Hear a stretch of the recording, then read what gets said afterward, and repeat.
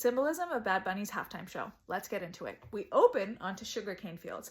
The sugar industry was a brutal enterprise in Puerto Rico. For centuries, Spanish colonizers enslaved African and indigenous people because remember, slavery started in the Caribbean a whole century before the US was even created. So immediately, Bad Bunny has set a scene. Then we see his full name over the fields. A lot of Puerto Ricans have two last names. Ocasio is Bad Bunny's mother's maiden name, and we see her name on his back before we even see his face. And here's why I think that's meaningful. After the US took control of Puerto Rico, Domino Sugar, the company, seized the land and started depleting it. When the sugar industry first started to decline in the 1900s, American interests started to want to control the native population of the island. So they passed the Jones Act and made Puerto Ricans citizens without asking, and then a month later drafted all the men into war because Puerto Ricans were apparently American enough to die, but not American enough to vote. And while the men were in Europe dying in the trenches, the US government started forcibly sterilizing the women. By the 60s, Puerto Rico had the highest sterilization rate in the world. So when Bad Bunny carried his mother's name on his back, I think he's saying it's amazing he's here at all. And we're only 5 seconds in. Bad Bunny and all the field workers around him are wearing white, which was typical working class attire of the enslaved people and then rural farmers. Here we see the Coco Frio cart, which I think represents the poem Coca-Cola y Coco Frio by Martin Espada, where Coca-Cola is American imperialism